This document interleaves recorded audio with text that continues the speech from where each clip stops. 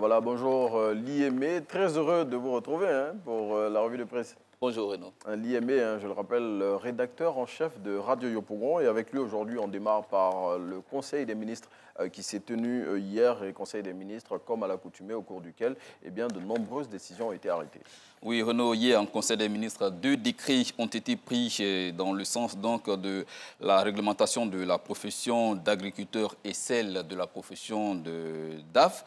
Selon le porte-parole du gouvernement, le décret portant réglementation de la profession agricole a été pris en application de la loi d'orientation agricole.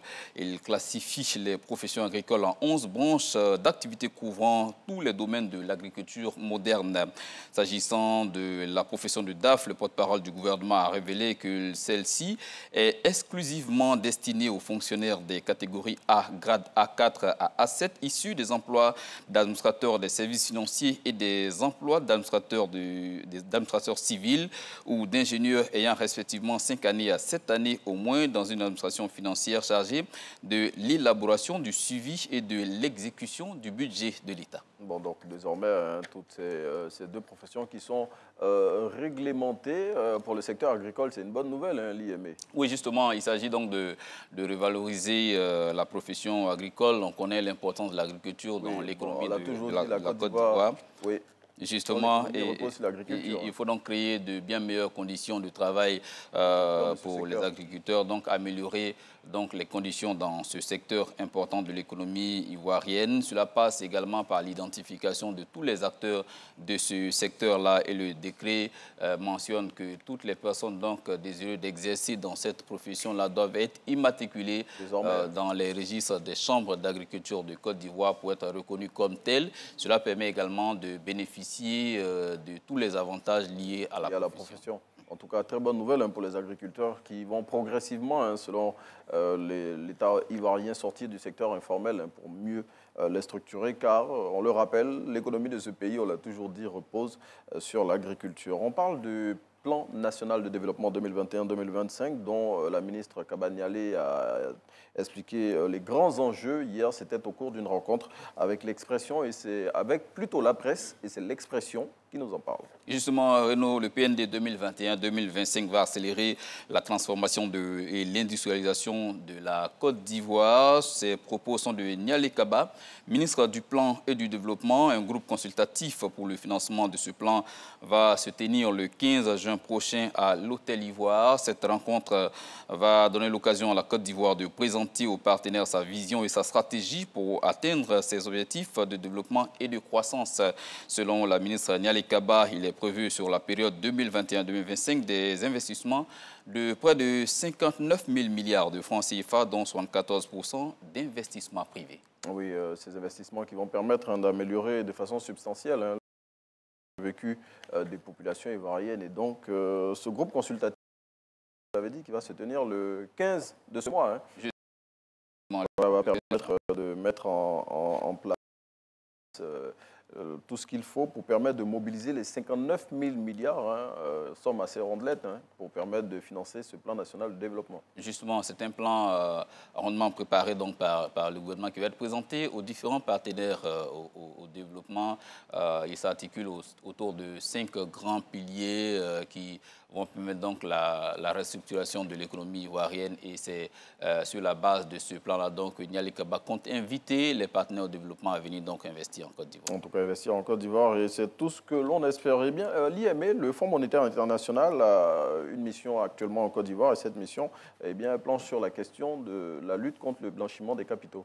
Oui, Renaud, ouverture des travaux d'experts évaluateurs du FMI à Abidjan dans le cadre de la lutte contre le blanchiment des capitaux et le financement du terrorisme en Côte d'Ivoire, tu l'as dit, et dans le cadre du second cycle de l'évaluation mutuelle du dispositif de lutte contre le blanchiment d'argent et le financement du terrorisme de la Côte d'Ivoire. Une équipe d'experts évaluateurs du FMI est sur le sol ivoirien depuis le 5 juin dernier. L'ouverture de ces travaux a eu lieu mardi. Cette rencontre va permettre d'apprécier la capacité de notre pays à faire face au fléau que constitue le blanchiment des capitaux et le financement du terrorisme. En tout cas, vaste programme et on espère que ces travaux vont permettre en tout cas de gérer et de résoudre de façon conséquente ces deux questions. On s'intéresse à la saison des pluies et à l'opération Je quitte les zones à risque pour sauver ma vie qui a effectivement démarré. Les démolitions dans les zones à risque ont débuté. L'opération a démarré le mardi et certaines habitations situées au bord des ravins à Cloutiard dans la commune d'Abobo ont été démolies selon notre confrère du journal Le Patriote.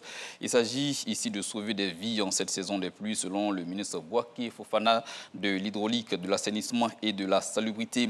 L'opération qui intervient après une longue période de sensibilisation a été baptisée pour sauver ma vie, je quitte les zones à risque. Voilà, et vraiment, c'est l'occasion, en tout cas, de rappeler ce message des autorités gouvernementales à travers cette opération. Pour sauver ma vie, je quitte les zones à risque. Bon, comme le disait M. Gilda Simi, que nous avons reçu ici la dernière fois dans Instant Vérité, pour en parler, c'est vrai que c'est déplorable de déplacer des familles comme ça, mais c'est pour leur sauver la vie que c'est fait. Autre sujet, l'IME, on s'intéresse au quotidien le matin, qui nous parle de ce qui s'est passé c'était le lundi à l'Assemblée nationale, l'élection du président de l'Assemblée nationale, le nouveau en tout cas, pour laquelle élection, le RHDP, le PDCI, le PPA Côte d'Ivoire, le FPI et l'UDPCI ont parlé d'une seule voix. Justement, les députés semblent avoir donc donné le ton de la réconciliation à travers cette élection et avec le consensus autour du candidat du RHDP lors de l'élection du président de l'Assemblée nationale, les députés ivoiriens ont donné un coup d'accélérateur au processus de réconciliation nationale enclenché dans notre pays. Le soutien des députés de l'opposition au candidat du RHDP est un signal fort pour une Côte d'Ivoire réconciliée. Le chef de l'État ivoirien peut s'en féliciter, lui qui a initié le dialogue politique dont les fruits sont déjà perceptibles. En tout cas, fruits perceptibles, et c'est l'un des fruits de ce dialogue politique-là, ce consensus qu'il y a eu autour de la candidature de M. Adama Bictogo, nouveau président de l'Assemblée nationale en remplacement de feu Amadou Soumaoro. Mais on referme cette intégrale de la revue de presse en sport. Et les éléphants de Côte d'Ivoire, après leur brillante victoire le vendredi dernier face aux Chipolopoulos de la Zambie, affrontent le Lesotho aujourd'hui. Deuxième test pour Jean-Louis Gasset. Renaud, justement, le match se joue à Johannesburg, en Afrique du Sud. Et c'est un deuxième test pour Jean-Louis Gasset, tu l'as dit, le sélectionneur des éléphants de Côte d'Ivoire. L'adversaire n'est pas d'un gros calibre, mais ce match peut être pour le coach l'occasion de faire sa revue des troupes. Le technicien français n'a pas eu assez de temps de préparation avec ses garçons. Il pourra profiter donc de cette rencontre pour régler certains automatismes. Pour rappel, les éléphants ont battu la Zambie lors de la première journée disputée à Yamoussoukro il y a de cela une semaine. Oui, 3 buts. On se rappelle encore le but de Christian Kwame, un super but de la tête. On espère voir des buts comme ça aujourd'hui à Johannesburg parce que la rencontre va se dérouler en Afrique du Sud parce que Lesotho n'a pas de oui, stade voilà, les stades de ce pays-là ne sont pas conformes aux standards de la FIFA. La Côte d'Ivoire aussi a connu ces difficultés avec plusieurs matchs qui ont été disputés au Bénin. Voilà, donc aujourd'hui, plusieurs pays sont comme ça sous le coup de cette situation-là. On espère que ces pays-là pourront travailler pour se remettre à niveau. Pour nous, en tout cas, on attend ce soir que les éléphants fassent une brillante prestation. Oui. Gasset a les hommes pour, il jouera donc ce rôle de coordinateur, de faire en sorte donc, que la machine trouve les automatismes nécessaires pour que la Côte d'Ivoire puisse retrouver à plusieurs fois le chemin des filets. Il y a l'effectif pour, il y a les hommes pour. Je pense que ce soir, la Côte d'Ivoire devrait pouvoir donc donner, les éléphants devraient pouvoir donner le sourire aux Ivoiriens. En tout cas, on attend tous de sourire ce soir. Début de la rencontre, 17h en temps universel. Et puis le coach pourra après bénéficier de la présence de Faye Mers qui a rejoint le groupe voilà, en début de semaine. Et il va effectivement prendre part à ce voyage en Afrique du Sud. Le staff est complet désormais. Faye, on l'a dit, il arrive en tant qu'adjoint de Gasset, mais il aura également à charge la sélection à prime. Il fait déjà ses pas auprès donc, de cette sélection-là en compagnie de Jean-Louis Gasset en attendant donc les les prochains rassemblements avec l'équipe APRIM dont il aura exclusivement la charge. En tout cas, Faemers, qui va apporter lui aussi sa grinta, on l'imagine, lui qui connaît bien cette sélection des éléphants de Côte d'Ivoire. Et donc, on souhaite encore bonne chance aux éléphants de Côte d'Ivoire et on attend un second résultat, même si, bon, on l'a dit, hein, ça ne compte pas véritablement ces victoires, mais on a besoin de gagner. Voilà, pour rassurer les troupes et surtout rassurer les Ivoiriens. Voilà.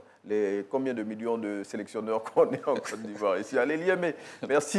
Merci d'être venu partager les titres de l'actualité avec nous. Nous, on va vous faire voir maintenant un reportage qui nous est proposé par la direction de RTI, de la direction de l'information de RTI 1. C'est un reportage sur la déforestation intitulé « La recherche pour sauver l'agriculture ». On se retrouve juste derrière.